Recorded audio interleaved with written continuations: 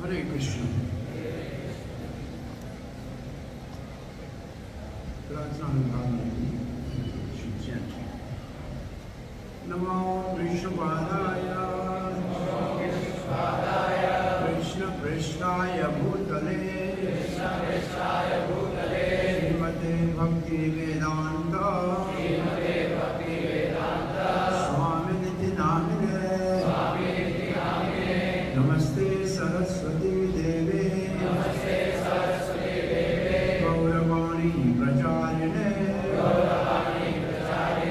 निर्विशेषाय शून्यवादी पाश्चात्यदेशतारिणे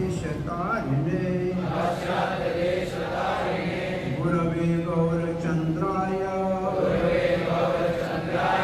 राधिकाय तदालये कृष्णाय कृष्णभक्ताय तद्भक्ताय नमो नमः। ओम नमो भगवते वासुदेवाय ओम नमो भगवते वासुदेवाय ओम नमो भगवते वासुदेवाय नारायणं नमस्कृत्यं नरं चैव नरोत्तमं देवीं सरस्वतीं व्यासं ततो जयमुदीरये। नष्टप्रायेषु भद्रेषु नित्यं भागवत सेवया भगवते उत्तम श्लोके भक्तिर्भवति नैष्ठिकी। कृष्णाय वासुदेवाय देवकीनन्दनाय च नन्दगोपकुमाराय गोविन्दाय नमो नमः। जय श्री कृष्ण चैतन्य प्रभु नित्यानंद श्री अद्वैत गदाधर शिवासादि गौर भक्त वृंदा। हरे कृष्ण कृष्ण कृष्ण हरे हरे हरे राम राम राम हरे हरे। हरे कृष्ण। श्री श्री राधा रास बिहारी इस्कॉन मंदिर जो में प्रथा श्रीमद् भागवत के सत्संग में आप सबका हार्दिक स्वागत है। श्रीमद् भागवत महापुराण के 10वें स्कंद जो भगवान श्री कृष्ण का मुस्कुराता हुआ मुखमंडल है, स्माइलिंग फेस है, उसके उत्तर अर्ध का मतलब नेक्स्ट हाफ, ये 90 चैप्टर का अध्याय है। उसके सेकंड हाफ में भगवान की श्री कृष्ण की द्वारका लीलाएं, द्वारका लीलाओं के अंतर्गत हम आज 69 चैप्टर का शुभारंभ कर रहे हैं। इस अध्याय में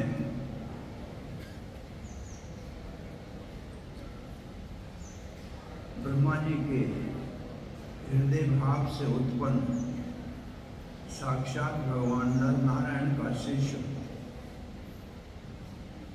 देव ऋषि नारद भगवान श्री कृष्ण की अलौकिक दिव्य अनुपम लीला के दर्शन हेतु द्वारका में पधारे हैं।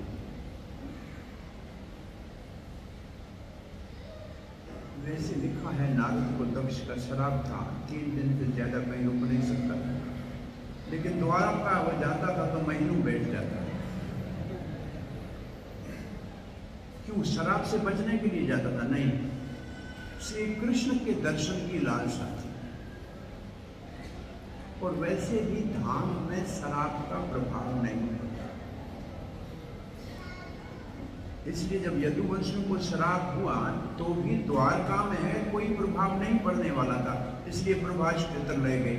वो शंकर जब क्षेत्र है, प्रलय वही होती है, तो प्रलय के स्थान पे उनको ले जाना पड़ा। सो आज हम जो श्लोक पढ़ने जा रहे हैं, ये 69 चैप्टर का, अगर आप कहें तो इसका चैप्टर का पहले सारांश श्रील प्रभुपाद के शिष्यों ने दिया है, उसको पढ़ लें। मर्यादा ये है, मैं अंग्रेजी में पढ़ लूँ तो आपको कोई आपत्ति नहीं। This chapter relates how Narada Muni was amazed to see household pastime of Lord Sri Krishna and how he offered prayers to the Lord. After killing the demon Naraka, Lord Krishna has simultaneously married 16,000 maidens, and Sri Narada wanted to observe the Lord's diverse activities in this unique family situation. Diverse activity in this unique family situation. Dandavad Pranam, Brajari Prabhuji. So diverse activity in a unique family situation.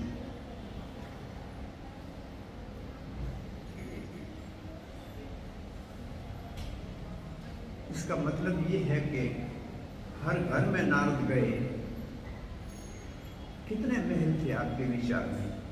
How many palaces were there? 90,000 यहाँ लिखा है, वो तो principal थे, और 56 कोटि यदुवंशी थे। 56 कोटि का मतलब 56 करोड़ यदुवंशी थे, 56 कोटि यदुवंशी थे। तो अब ये प्रश्न उठता है कि ये सब कहाँ रहते थे, तो इनके महल कहाँ थे? तो we'll discuss this. So let us finish this first. Thus he went to the Dwarka. Narad entered one of the 16,000 palaces. One पहले किसमें गए? रुक्मणी के महल में गए। First he entered the palace of Rukmini. वो प्रिंसिपल पैलेस था। सुदामा भी उसी पैलेस में गए थे, और वही एक बचा हुआ है अभी द्वारका में। बाकी सब जल निमग्न हो गए, all they are taken back by the ocean, लेकिन वो एक अभी तक बचा हुआ है, रुक्मणी का महल। Oh, and saw Goddess Rukmani personally rendering manual service to the Lord despite her being in the company of thousands of maidservants. As soon as Krishna noticed Narad, he got up from his bed, offered obeisance to the sage, and seated him on his own seat.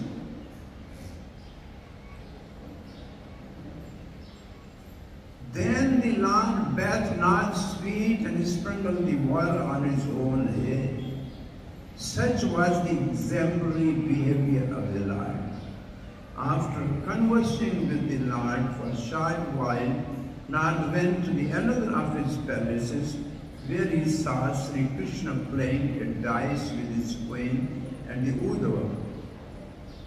Going from there to another palace, he found Lord Krishna calling his infant children.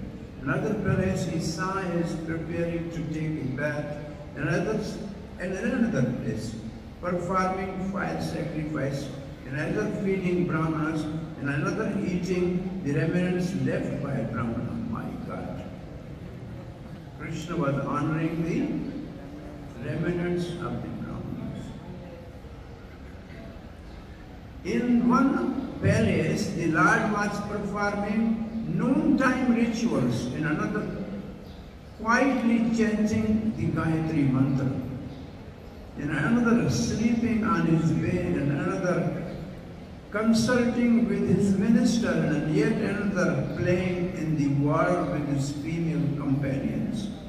Somewhere the Lord was giving charity to the Brahman, in the another place he was joking and laughing with his consort.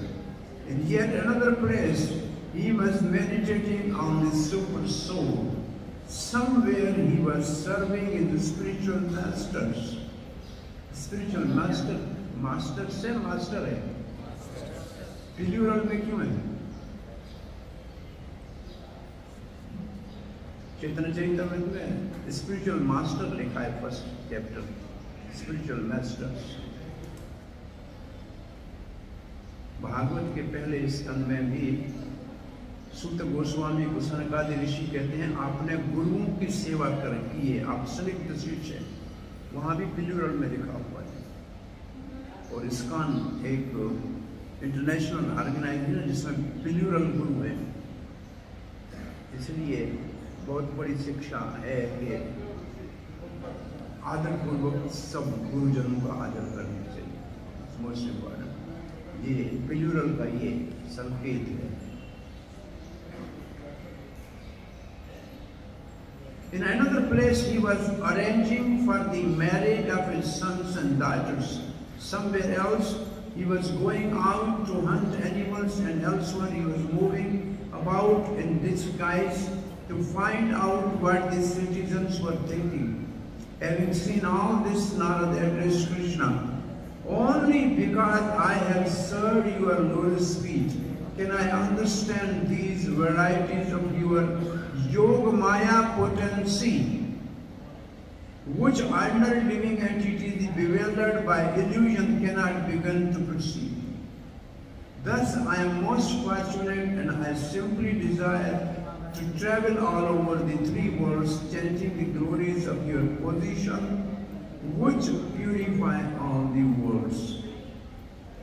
Sri Krishna asked not to be confused by his vision of Lord's transcendental opulences, and he described to him the purpose of his appearance in this world. He then honored the sage properly according to the religious principle, and not departed, continuously meditating on the Supreme Personality of God. Now we have these 6 verses today. कितना आवर्ती करेंगे? एक करेंगे, first word को पढ़ लेते, right? आइए। श्री शुक वाचा नरकं निहतं श्रुत्वा ततोदवाहं च योषिता कृष्णेन एकेन भावेना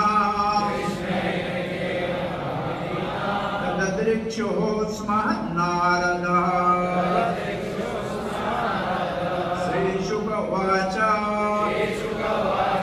नरकं निहतं श्रुत्वा तथा उद्वाहं च योषिता कृष्णेन एकेन भावेना तदृक्षुः स्म नारदः। श्री शुक उवाच नरकं निहतं श्रुत्वा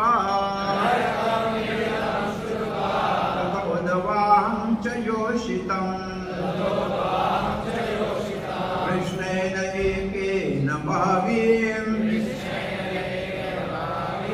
तदृक्ष स्म नारदः। Please.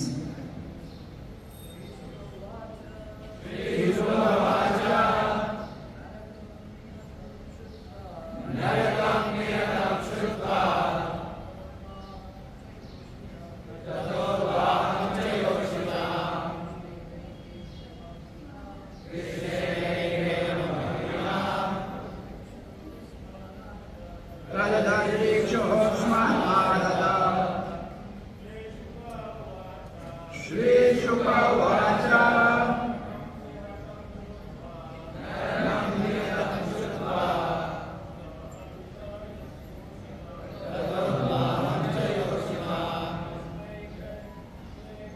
कृष्णेन एकेन बह्वीना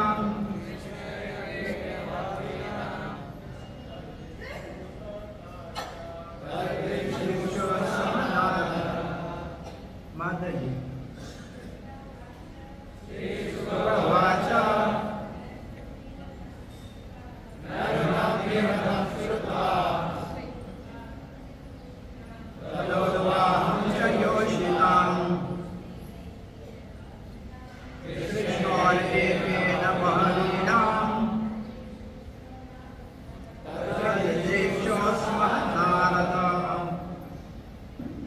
श्री शुकवाच, सुखदेव महाराज कह रहे हैं परीक्षित को, नरकम, नरकम मीन्स नरकासुर। नरकम कौन है? नरकासुर। निहितम, निहितम मीन्स सेना के साथ उसका नाश करके। निहितम, सेना के साथ नरकासुर का वध करके। तो ये अध्याय बहुत आगे आया है, 5-6 अध्याय इससे पहले है। श्री कृष्ण मैरिज 5 क्वींस, 5, उसके बाद नरकासुर का वध है। नरकासुर कौन था? हाँ जी, भौमासुर, नरकासुर एक ही, कौन था? वारादेव और भूमि का पुत्र था, भगवान का बेटा था।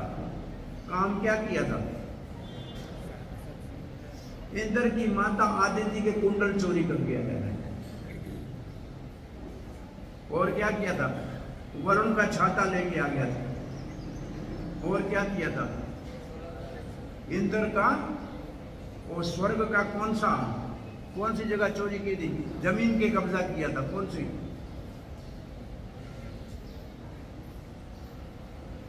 Tract of land of the heaven, उसको कब्जा कर लिया था।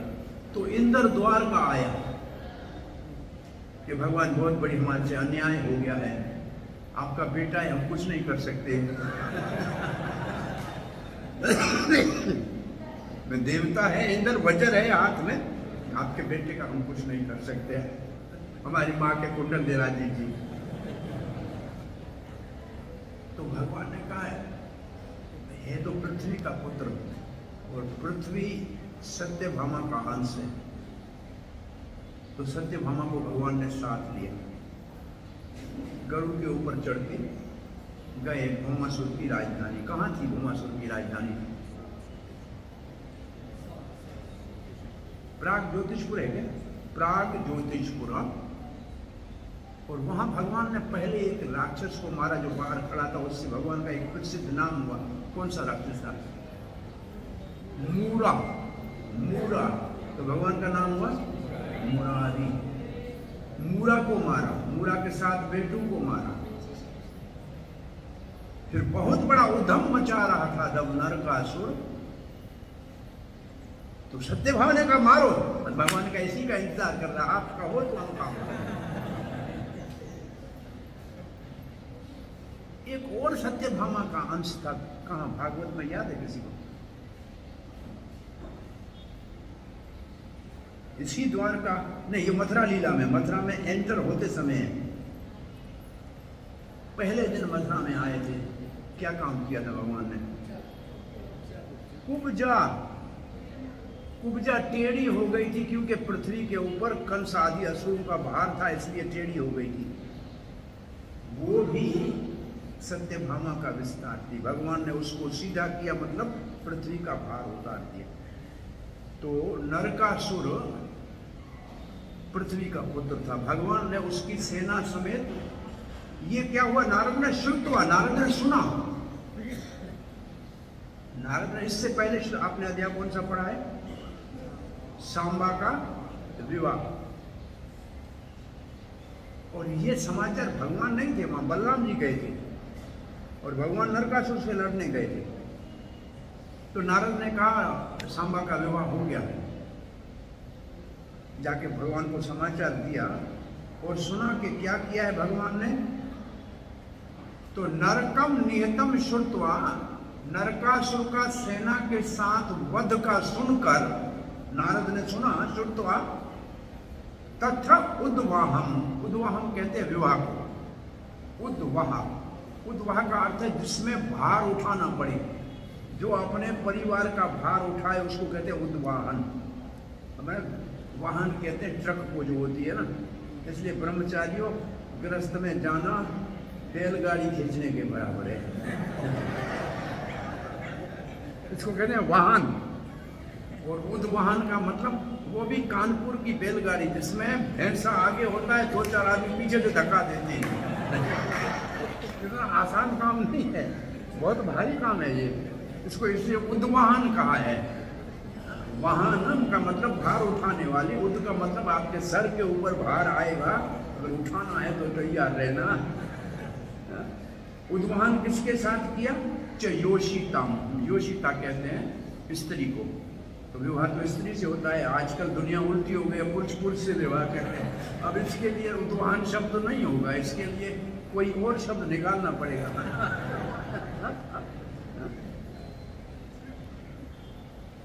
अब इसमें बड़ी बात क्या है? विवाह क्या? वो कृष्णे न एके न, एक ही कृष्ण, बहवी नाम, बहुत सारों के साथ। ये बहुत सारी कितनी थी? 16,100 थी। अकेले कृष्ण ने बहवी नाम विवाह किया। अकेले कृष्ण ने 16,001 से साथ विवाह कर लिया। तद दिदृक्षु, उसको देखने के लिए, इस भगवान के ऐश्वर्य को देखने के लिए। ऐश्वर्य से समग्रस्य, ये भगवान का ऐश्वर्य है। इसको देखने के लिए समद नारद, सम के लगा के एक बहुत सुंदर भाव लिखा है आचार्यों ने, बाद में हम देखेंगे। यहां सम का अर्थ है एक न दृक्षु स्मः, इसी काम से वो द्वारका आए। तो पहले श्लोक का अर्थ तो साफ समझ में आ गया, बहुत क्लियर है कि नहीं? देख लो इसको क्या लिखा है। नरकासुर के वध के उपरांत नारद भगवान श्री कृष्ण ने अकेले ने एक समय में, वन पर्सन वन टाइम, 16,100 राजकुमारियों के साथ विवाह किया था। इसको देखने के लिए नारद इच्छा किया। अब कहां देखेगा जाके कहां जाना चाहिए? दूसरा श्लोक कहता है, चित्रम बतये तदेकेन वपुषा युगपद प्रथे गृहेषु द्वे अष्ट सहस्रम स्त्रियः एक उदवात। चित्रम, विचित्रम, चित्रम के विषय आगे वो लगाना चाहिए। विचित्रम, बड़ा आश्चर्य है। बताए तद, वक्त शब्द जब कहते हैं तो आश्चर्य भी एक्सट्रीम आश्चर्य हो जाता है। ये आप शब्द अर्थ में देखिए क्या लिखा है।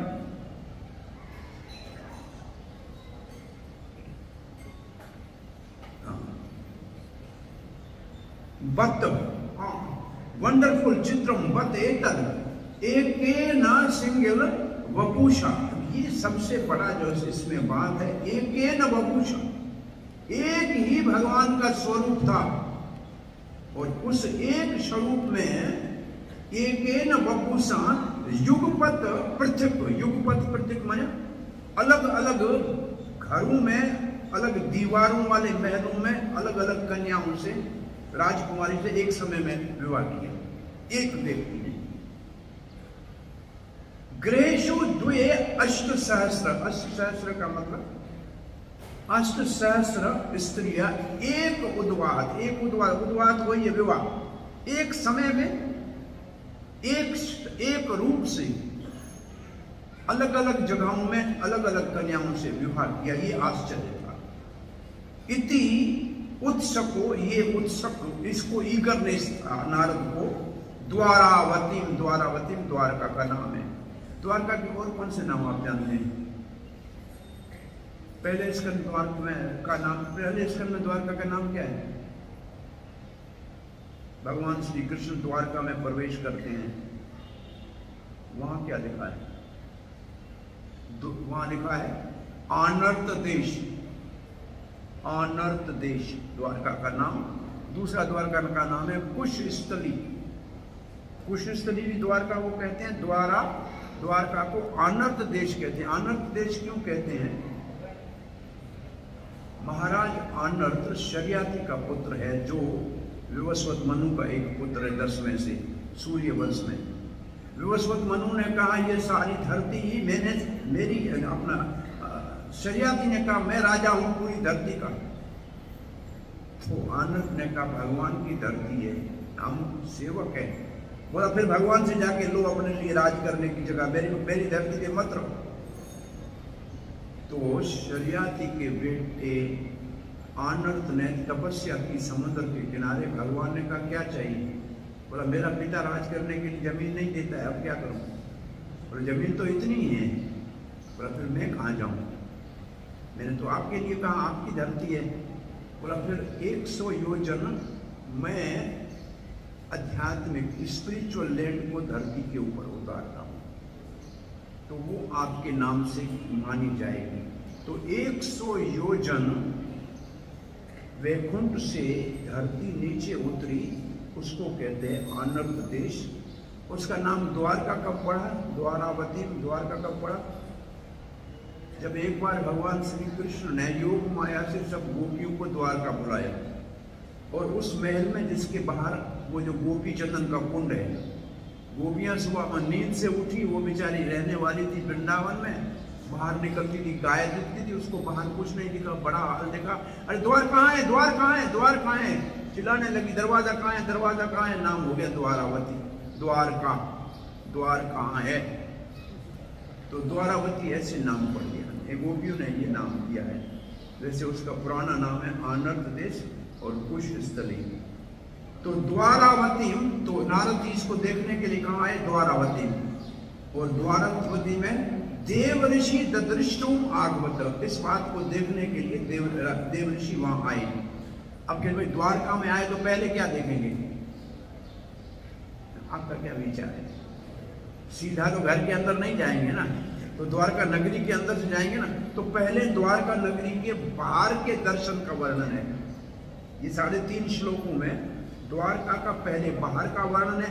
बाहर अंदर आओ तो क्या दिखेंगे? सरोवर दिखेंगे, पेड़ दिखेंगे, पक्षी दिखेंगे, उसका वर्णन है। फिर महलों के अंदर का वर्णन है कि महल कैसे दिख रहे थे, तो ऐसे आगे पीछे का वर्णन है। तो पहले कहते हैं इति उत्सव को देवाराध्यान पुष्पित उपवन आरामा, पुष्पित उपवन, बहुत सुंदर बगीचे थे, जैसे बाहर पार्क होते हैं ऐसे। आराम, जहां लोग बैठ के विश्राम करते थे। देव रहा द्विज कुल नादितम, द्विज कुल, ये द्विज किसको कहते हैं? 3 को द्विज कहते हैं। कौन कौन 3 द्विज है? ब्राह्मण को द्विज कहते हैं, और दांतों को द्विज कहते हैं, 2 बार जन्म लेते हैं, पहले दूध के बाद दूसरा द्विज कहते हैं पक्षी को, अंडे में होता है फिर निकलता है, तीनों को द्विज कहते हैं।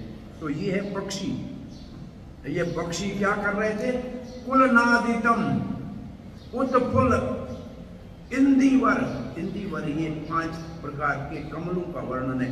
इंदिवर है, अंबुज है, कलहार है, कुमुद, उत्पलही, वो जो सरोवर थे उनके अंदर कहीं लाल कमल के फूल खिले हुए थे, कहीं सफेद कमल के थे, कभी कुमुदनी थी कहीं, और पक्षी जो है उनके सुंदर कलहर का आवाज सुनाई दे रहा था।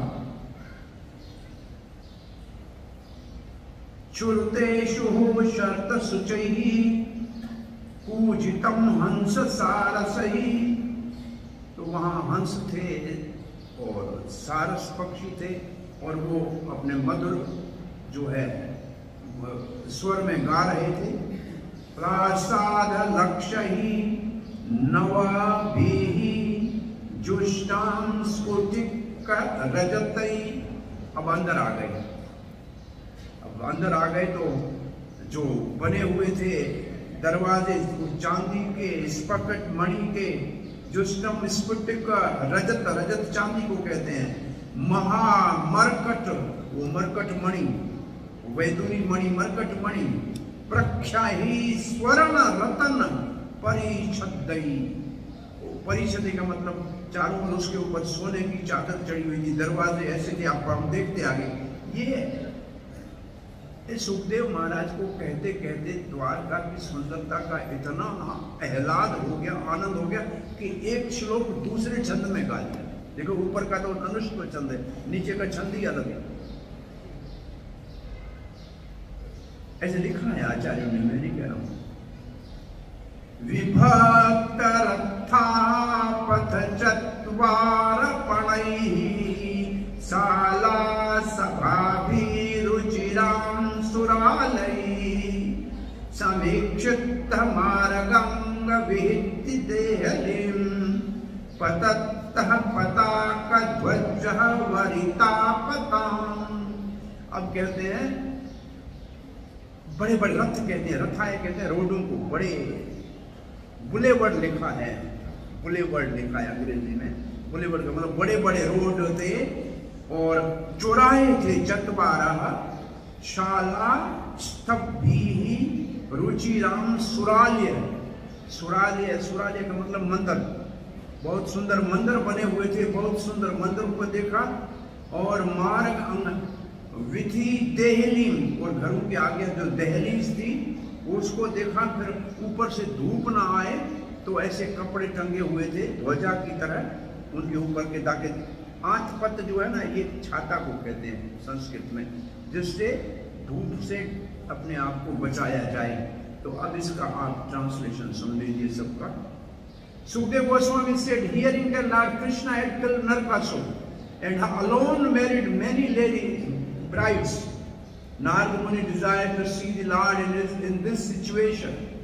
He thought, it is quite amazing that in a single body A.K. Vapusha, Lord Krishna simultaneously married 16,000 women, each in separate palace. Thus the sage of the demigod eagerly went to Dwarka. The city was filled with the sounds of the birds and bees flying around the park, pleasure gardens, while its lake crowded with blooming Indivar, Ambuja, Kahalar, Kumud and Utpal lotuses, resounded with the call of the swans and cranes. Dwarka boasted 900,000 royal palaces, all constructed with crystal and silver, splendidly decorated with huge emeralds. Inside these palaces, the furnishing was bedecked with gold and jewels. Traffic moved along a well-laid out system of boulevards, roads, intersections, marketplaces, and many assembly houses and temples of the demigods, graced with charming scenery. The roads, courtyards, commercial streets, and residential plots were all sprinkled with water and shaded from sunset by banners waving from flag posts. Now this is the purport by Srila Prabhupada's disciple, which they have taken from Krishna, the Supreme Personality of Godhead. In Krishna, Srila Prabhupada beautifully described the city of Dwarka as follows. Being inquisitive as to how Krishna was managing his household affair with so many wives, Narada desired to see this pastime and so set out to visit Krishna's different homes. When Narada arrived in Dwarka, he saw gardens and parks full of various flowers of different colors, and also orchards overloaded with the variety of fruits. Beautiful birds were chirping, and the peacock crowed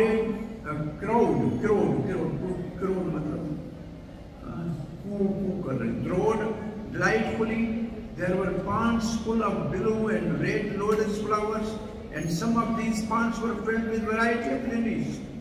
The lakes were full of nice swans and cranes, and the voice of these birds resounded everywhere.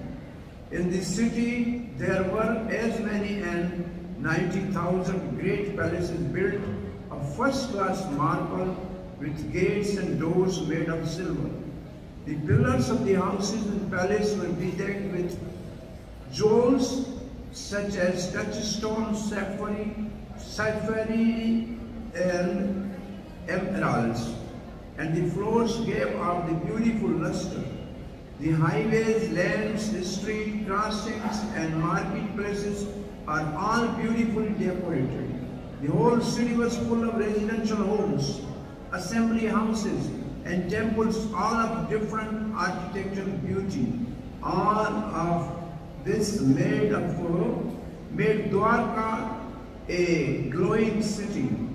The big avenues, crossings, lanes, and streets, and also the threshold of every residential house were very clean.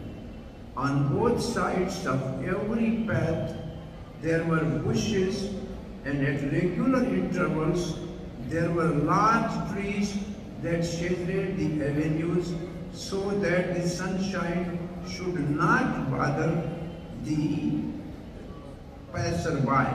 Chakravarti Pad likhte hain, in this chapter, Narad fulfilled his desire to see. The drikshu means apni ichha purti ke liye. How Krishna expanded his one transcendental form into each of the palaces in Dwarka. अकेले कृष्ण ने सब द्वारका के महलों में अपने आप को कैसे विराजमान किया था, इस कौतूहल को देखने की इच्छा से नारद आए. It was indeed astonishing how Krishna married one body at one time each of the 16,000 queens in separate courtyard of separate house surrounded by separate walls. चक्रवर्ती के आश्चर्य है, एक शरीर में कृष्ण ने 16,108 राजकुमारियों के साथ एक समय में, एक मुहूर्त में, अगर शरीर ज्यादा बना लेते हैं तो सबके पति तो नहीं होते. तो ये कोई समझ में नहीं आता. ऐसे सोबरी आदि ऋषियों ने भी 50 के साथ शादी की थी, लेकिन वो तो शरीर बदले थे, तो कोई शरीर भी नहीं बदला.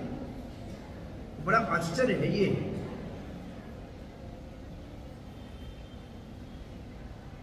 लिखा है, It was indeed astonishing how Krishna married in one body at one time each 16,000 queens in separate courtyards. Person like Sobri enjoy with many women at once only after expanding into separate bodies, but not in single body. Sobri 50 body में हो गए थे ना, मानदाता के घर में गए थे, और किसी ने ऐसे शरीर बदले हो, एक से ज्यादा बनाए हो. कौन? कर्दम मुनि 9 बन गए, 9 कन्याएं उत्पन्न हो गई.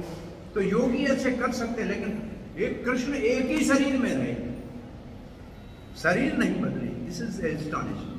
फॉर दिस रीजन इति Narad went to see Krishna in Dwarka, which is described in 3.5 verses. The city of Dwarka resounded with the loud cries of the swans and herons and lakes filled with lotuses. The palace and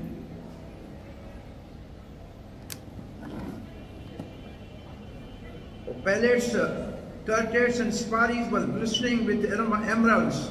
The palace attendants wore splendid clothing of gold and jewel.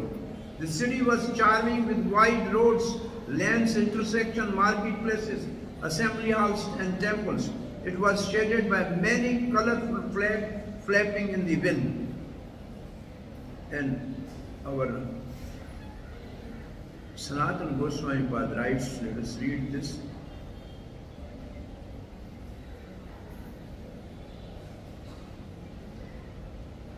हरे कृष्णा कृष्णा कृष्णा हरे हरे, हरे राम राम राम हरे हरे।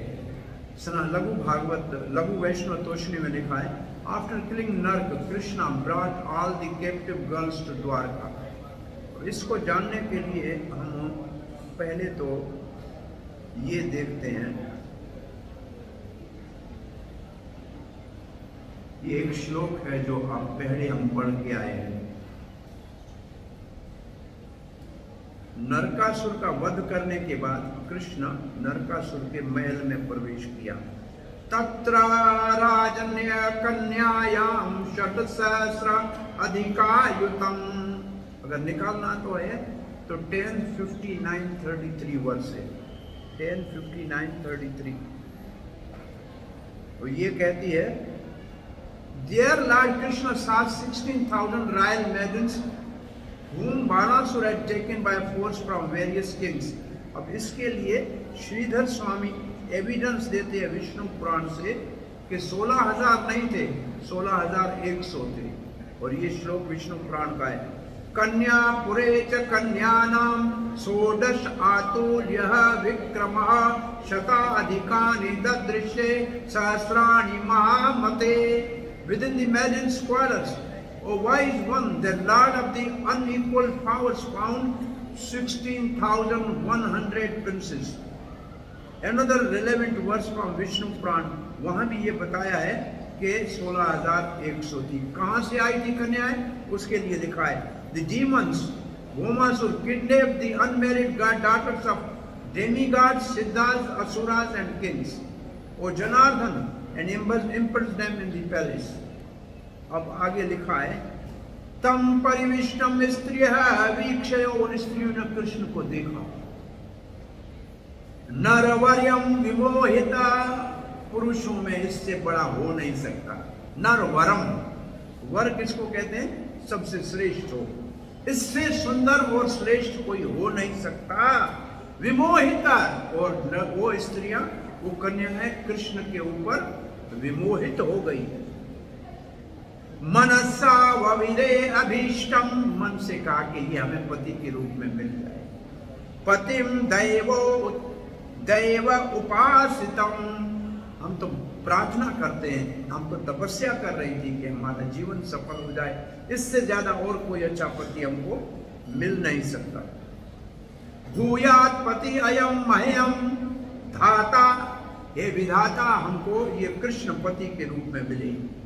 तद अनुमोदताम इति सर्वः पृथक कृष्णे भावेन हृदयम ददहो। With this thought, may providence grant that this man become my husband. Each and every prince absorbed her heart in contemplation of Krishna. तो इसका मतलब है कि वो सब राजकुमारियां कृष्ण की सुंदरता से विमोहित हो गई थी। और तो फिर कृष्ण ने, और फिर एक दृष्टि से कहते हैं कि उन कन्याओं ने, जहां लिखा नहीं है, उन कन्याओं ने कहा कि अब समाज में हमको कौन स्वीकार करेगा? एक असुर के महल में हमको अपहरण करके रखा गया, अब हमको न परिवार वाले स्वीकार करेंगे न समाज स्वीकार करेगा। तो तत्कालीन and that situation Krishna has done A revolutionary state, एक क्रांतिकारी कार्य किया का कोई नहीं जिसका होता है उसका मैं हूं।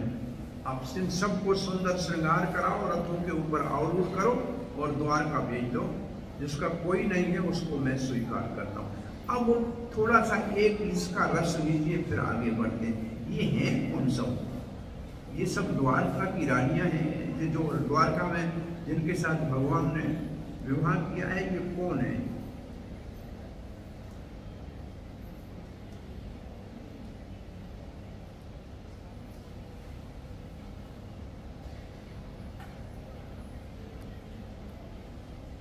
अब वो लघु भागवत अमृत से पहले हमको देखना चाहिए।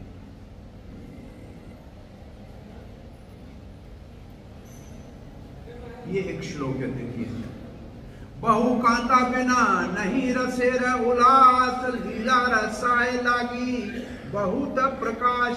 चेतना चैतन्य में लिखा है Without many concert, there is no such exhalation in rasa. Therefore, there are many manifestations of Radharani. To assist in Lord Krishna's pastime, भगवान श्री कृष्ण की लीला के लिए राधा रानी एक से अनेक होती है। कैसे? तार मध्य ब्रजे नाना भाव रस भेदे, कृष्ण एक कराए रस आदि का लीला स्वादे। Among them are the various groups of concert in Braj, who have varieties of sentiments and mellows, and they help Lord Krishna taste all the sweetness of ras, dance and other pastimes. अब यहाँ प्रभुपाद तात्पर्य में लिखते हैं, the plenary expression of Krishna's personality are called Vaibhav Vilas and वैभव प्रकाश। कौन से हैं? वैभव विलास और वैभव प्रकाश। इनमें अंतर क्या होता है? एक में कृष्ण एक से अनेक होता है, लेकिन वो एक जैसे नहीं लगते। न रूप एक जैसा है, न रंग एक जैसा है, न भाव एक जैसा है। और दूसरे में कृष्ण एक से अनेक होते हैं, सब एक जैसे लगते हैं, भाव एक जैसा, रूप एक जैसा, रंग एक जैसा, जिसको कहते हैं वैभव विलास और वैभव प्रकाश। और फिर लिखा है, and Radha Rani expanses are similarly described. ऐसे राधा रानी का भी वैभव प्रकाश और वैभव विलास। और फिर लिखा है, गॉडेस ऑफ फॉर्चून आर वैभव विलास। लक्ष्मियां राधा रानी का वैभव विलास। इसका मतलब सब लक्ष्मी तो एक जैसी होती है। जो भी भगवान का अवतार हो उसके साथ लक्ष्मी होगी, वैकुंठ में लक्ष्मी होगी, लक्ष्मी सब एक जैसी होती हैं। ये है वैभव विलास।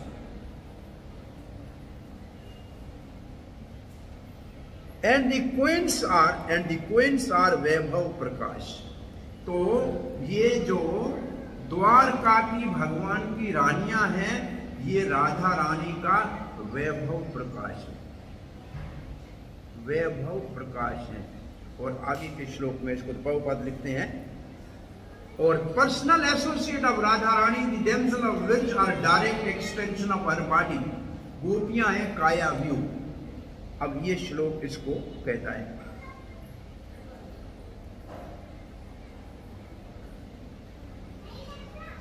सो एक राधा रानी भगवान श्री कृष्ण आदि पुरुष, गोविंदम आदि पुरुषम, अपनी राइट साइड से बलराम जी को प्रकट करते हैं, और ये वैभव प्रकाश है तो शक्ति एक जैसी, परंतु रंग एक जैसा नहीं है। बलराम गोरा है, कृष्ण सांवला है। और फिर बलराम से चतुर्व्यूह, अवतार, नारायण, जो कुछ भी स्वांश विष्णु तत्व है, वो बलराम जी से आगे बढ़ते हैं। और वाम भाग से श्री कृष्ण के शक्ति तत्वों में राधा रानी का प्रकट होता है। फिर ये राधा रानी अपना वैभव विलास से वैकुंठ में लक्ष्मियों को प्रकट करती है, एक से अनेक हो जाती है। अपने वैभव प्रकाश से द्वारका की 16,108 महिषियों को प्रकट करती है राधा रानी। और अनंत कोटि गोपियां वो राधा रानी का काया व्यू है। काया का मतलब एक शरीर अनेक हो गए, ये सब एक राधा रानी करते हैं। इसका मतलब स्त्री तो नहीं है ना राधा रानी, भगवान के अपने वाम भाग से प्रकट हुई है ना। कृष्ण का अपना उल्टा हाथ है, समझ लो। गोवर्धन लीला भगवान की ना, कौन से हाथ पे गोवर्धन उठाया था? वहां है ना गोवर्धन। हाँ, सीधे पे उल्टे पे? हाँ, उल्टे पे है ना। हाँ, लेफ्ट में है ना। यही बड़ी समस्या है। जब गोवर्धन कृष्ण ने उठा लिया ना, तो कृष्ण कहता था मैंने गोवर्धन उठाया। गोल बाल कहते बातें छोड़, हमारे डंडे लगे हुए थे, हमने भी तो जोर लगाया था, तुमने थोड़ी उठाया था अकेले। इतनी देर में गोपियां कहती है कहाँ से बल लाए, तुम्हारे अंदर शक्ति कहाँ से आई? हमारे घर का माखन चोरी किया तब तो गोवर्धन उठाया। अब गोपियां कहती थी कृष्ण तुमने अगर गोवर्धन उठाया होता तो सीधे हाथ पे उठाते, उल्टा हाथ तो राधा रानी का है, गोवर्धन तो राधा रानी की शक्ति से उठा था। भाई उल्टा हाथ तो राधा रानी का है, तुम सीधे हाथ पे उठा के दिखा दे। तो भाई शक्ति उठाती है ना, तो शक्ति तो भगवान की राधा रानी है। तो भार तो कहते राधा रानी के सर के ऊपर रहे, आप तो ऐसे खड़े होके छप्पन भोग खा रहे हो। और कहते हैं कि सांडल्य ऋषि ने कहा कि गोवर्धन का भार उठाने के लिए कृष्ण के सामने राधा रानी को अष्ट सखियों के साथ बिठा दे, ये शक्ति होगी और कृष्ण देखता रहेगा, तो ये गोवर्धन अपने आप ऊपर हवा में उड़ता रहेगा। कृष्ण के हाथ के ऊपर भी रहने की जरूरत नहीं। सो ये सारी स्त्रियां नहीं हैं, द्वारका की रानियां भी स्त्रियां नहीं हैं हमारे दृष्टि से, और गोपियां भी स्त्रियां नहीं हैं, और लक्ष्मी तो लक्ष्मी के प्रति सबका आदर है, क्योंकि सबको चाहिए।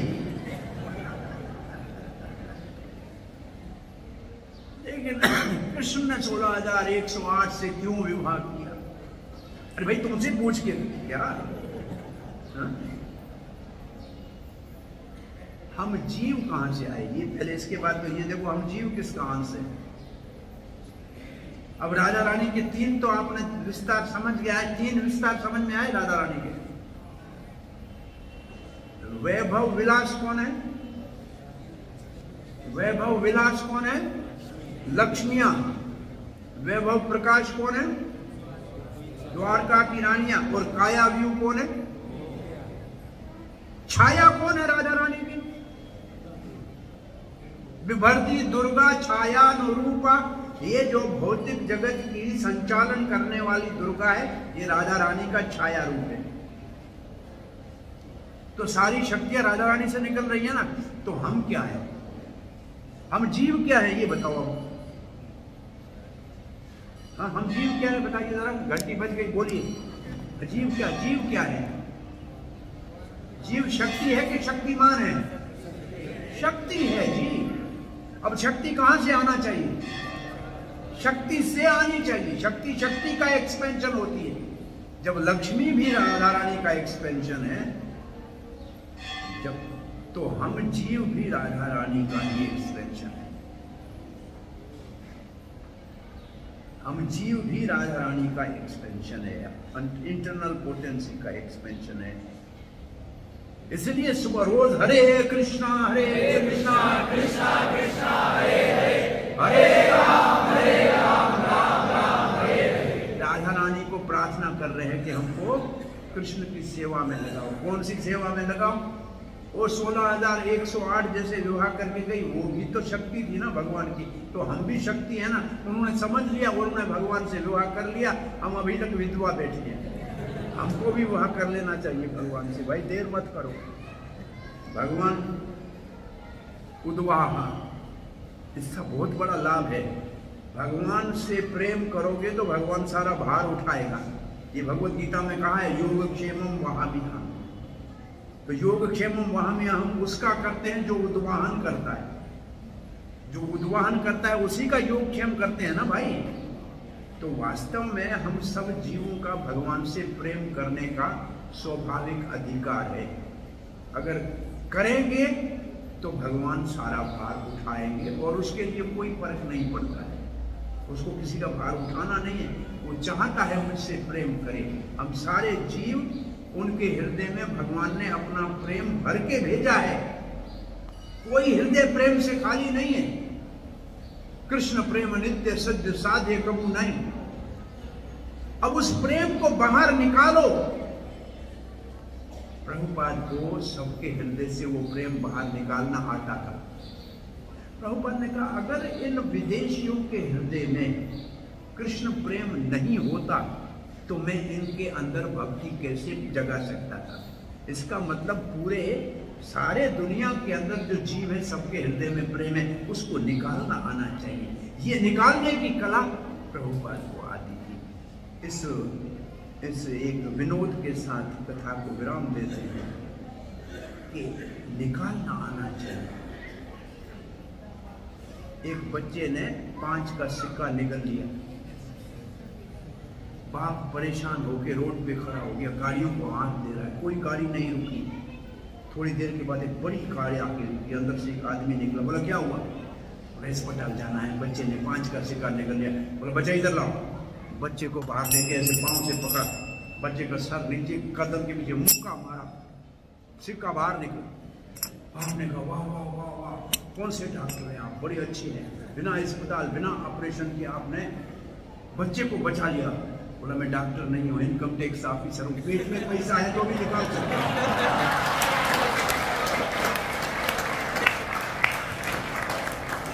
पैसा पेट में है तो भी निकाल सकता हूँ। ऐसे प्रभुपाद सबके पेट से प्रेम निकालना जानते थे।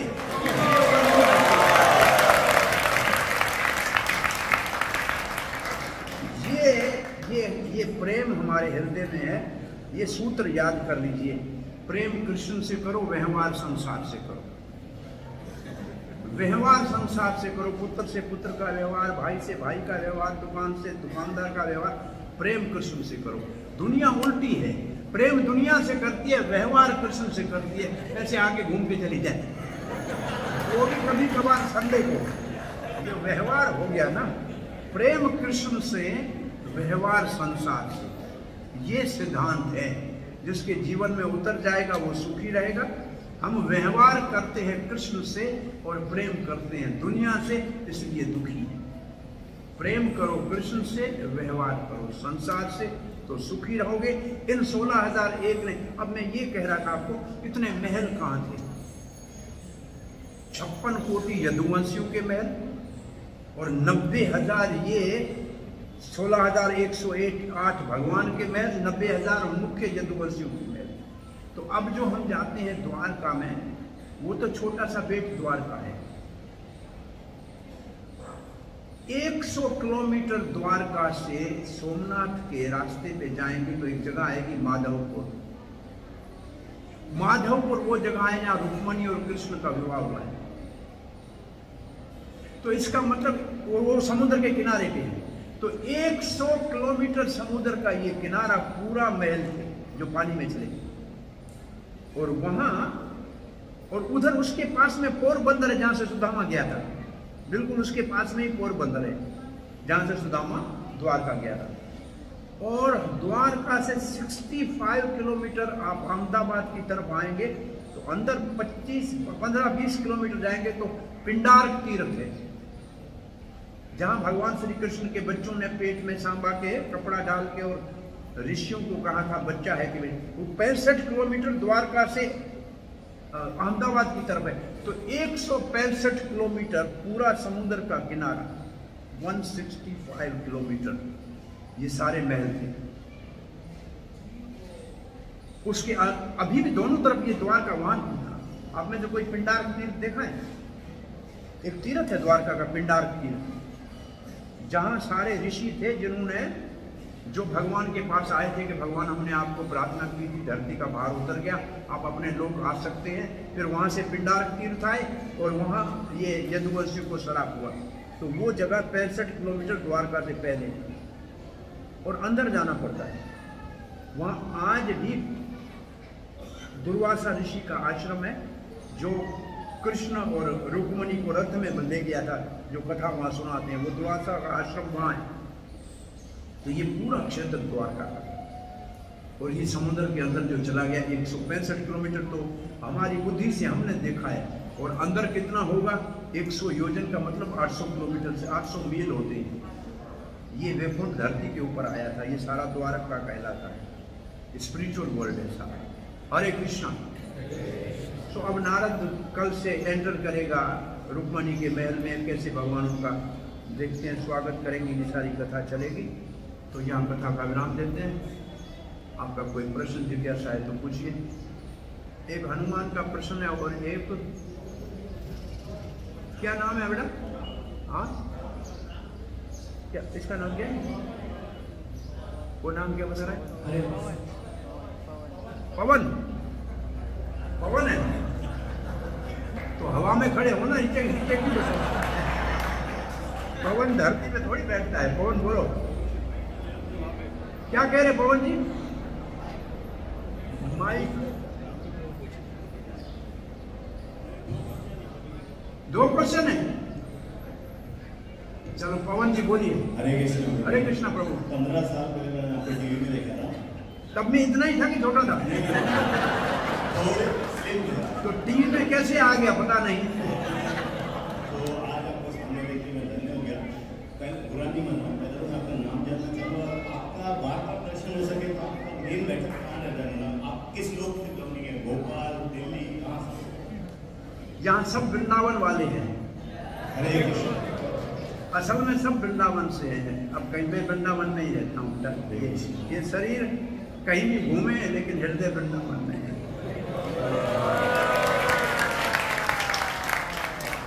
दूसरा क्वेश्चन है, ऐसी कौन सी गलती है जिसकी भाई कृष्ण के बारे में माफी नहीं है, ऐसे जो हमको नहीं करनी चाहिए? एक की ऐसी कौन सी एक गलती जो हमको भाई समझो हमको हो भी जाए तो जिसकी माफी नहीं है भाई?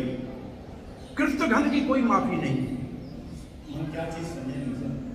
रामायण में देखो भगवान रामचंद्र कहते हैं सुग्रीव बाली को जाके कहना कृतघ्न के लिए कोई प्रायश्चित नहीं है। कृतघ्न का मतलब भलाई कोई आपके साथ करे उसका आप कहते हैं कि एहसान फरामोश के लिए, उर्दू में कहेंगे एहसान फरामोश, और संस्कृत हिंदी में कहेंगे कृतघ्न, और अंग्रेजी में कहेंगे अनग्रेटफुल। अनग्रेटफुल के लिए कोई प्रायश्चित नहीं है। भगवान ने हमको इतना सुंदर शरीर दिया, करोड़ों की काया दी, और इसका एक अंग नहीं बना सकते। रोज हमको भोजन पहुंचा रहा है, उसका रोज हरे कृष्णा जप के धन्यवाद नहीं कर सकते, ये सबसे बड़ा अपराध।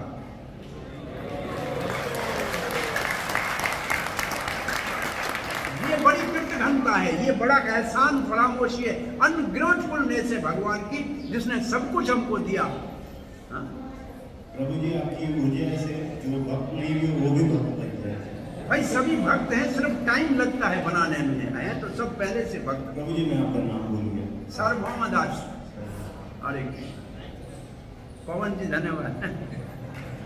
ये एक ही गलती है। अच्छा प्रश्न, ये अच्छा प्रश्न है पवन का।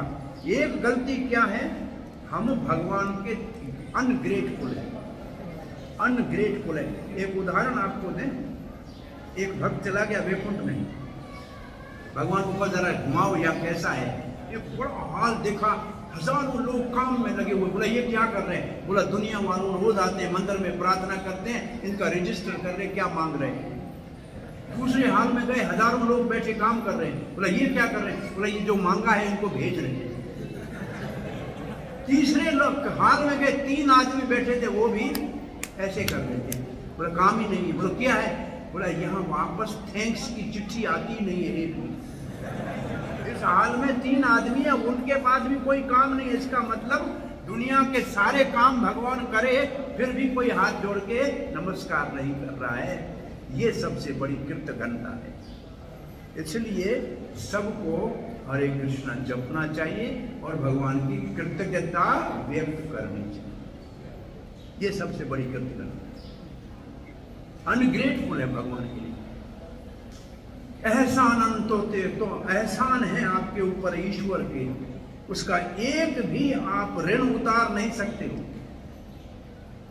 श्वास दिए, ग्रास दिए, महलों में वास दिए, सांस दिए हैं, हवा खा रहे हैं, ग्रास दिए, रोज भोजन मिल रहा है, महलों में वास दिए, घर में रह रहे, करोड़ों की काया दी, जिसका एक अंग भी नहीं बना सकते।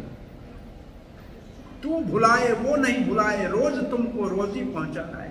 तुम भुलाओ वो नहीं भुलाता है, तुम्हारे को रोज मुफ्त में सब कुछ दे रहा है, फिर क्यों नहीं उसके भजन करते हो? यही सबसे बड़ी दुख की बात है। हरे कृष्ण। हरे कृष्ण। राम प्रभु की प्रणाम। जय पूजा जी बाबा। धन्यवाद। नरकासुर के वध के बारे में चैतन्य महाप्रभु चैतन्य भागवत में एक्सप्लेन करते हैं कि नागपत्नियों का एक प्रार्थना है, न्यायो हिदंड प्रत्यकुल से तववतारा कलनिग्रहाय रिपोसुताना अप्तुल्य तुष्टि दस्य दमम भगवेन सम। सो ये श्लोक एक्सप्लेन करते हैं, चैतन्य महाप्रभु बोलते हैं कि नरकासुर मेरा पुत्र थे, वो लेकिन बाणासुर के सन के वजह से वो कंटामिनेट हो गया, कलुषित हो गया, इसलिए मेरा पुत्र होने के बाद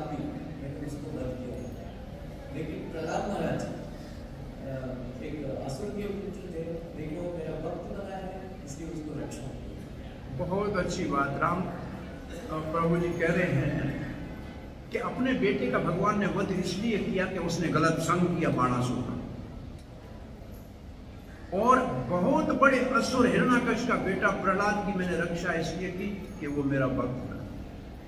तो गलत संग से पतन होता है, और भगवान के भक्तों का संग और भगवान की भक्ति से भगवान रक्षा करते हैं। बहुत अच्छा। ये हरे कृष्ण प्रभु जी, मेरा एक प्रश्न है। ऋषि लोग जानते थे जो कृष्ण के बेटे हैं, उन्होंने उनके साथ चेष्टा की है, पुष्के के बालक के ऊपर उन्होंने कपड़ा लगाया और बोला इसको क्या होगा। वो सांबा की बात कर रहे हैं। हाँ बोलिए। तो फिर भी ये साधारण सा गलती था, तो उन्होंने एकदम भारी दंड क्यों दिया? हरे कृष्ण। हनुमान जी आपको चिरजीवी है, क्या करते हैं हनुमान चिरजीवी है, आपको तो पता होना चाहिए।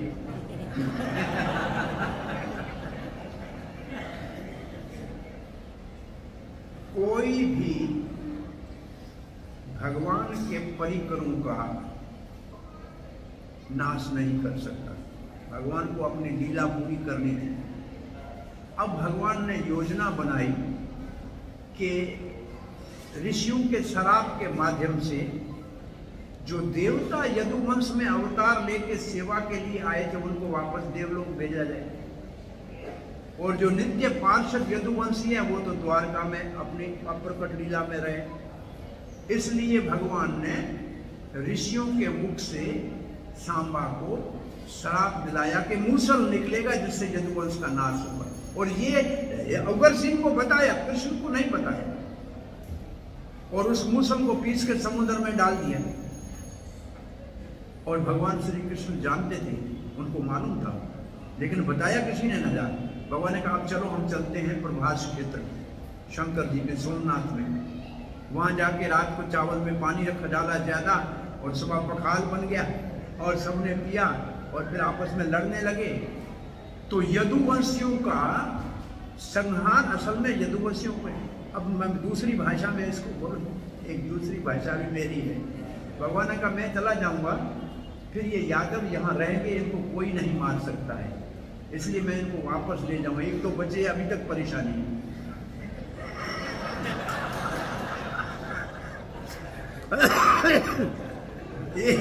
एक दो यादव बचे अभी तक भारत में परेशानी, सारे होते तो क्या होता। तो भगवान ने कहा इनको वापस ले चलना चाहिए। अब ये बहुत अंदर की बात बता रहा हूँ। हमारे आचार्य लिखते हैं ये यदुवंश का संहार ये नर नाटक था,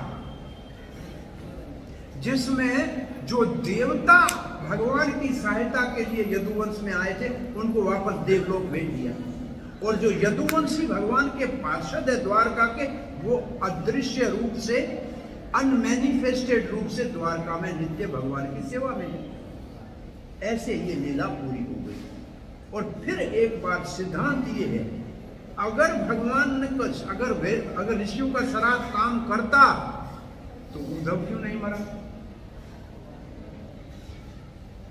उद्धव नहीं मरा, वज्रनाभ क्यों नहीं मरा? भगवान का अपना पर्व होता है।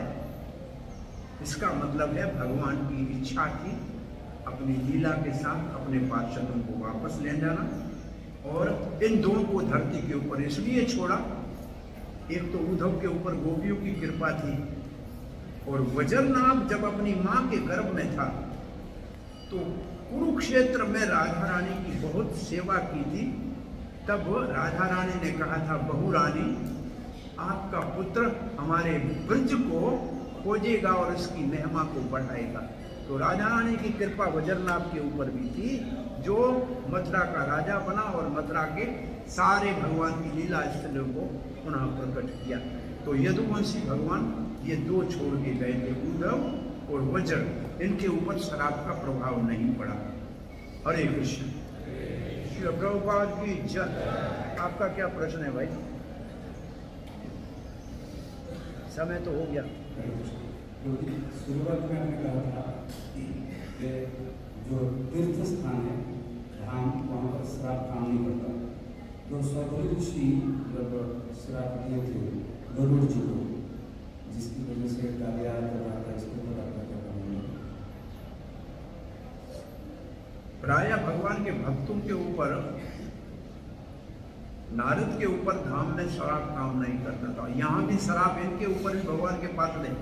आपका प्रश्न है, सौबरी ऋषि ने गरुड़ को शराब दिया था, वो वृंदावन धाम में मछली खा रहा था, तो वो फिर शराब वहां काम क्यों कर रहा था?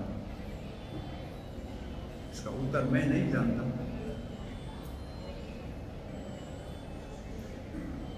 पक्षियों के ऊपर शराब का काम करता है कि नहीं करता है पता नहीं, मैंने तो मानव के लिए पढ़ा था।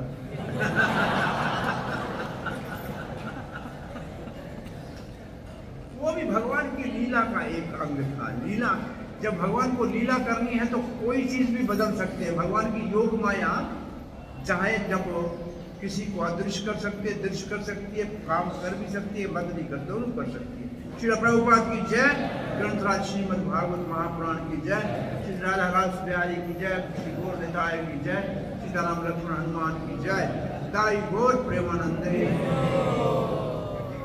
इसमें सर्वभूम प्रभु की जय, श्री प्रभुपाद की जय।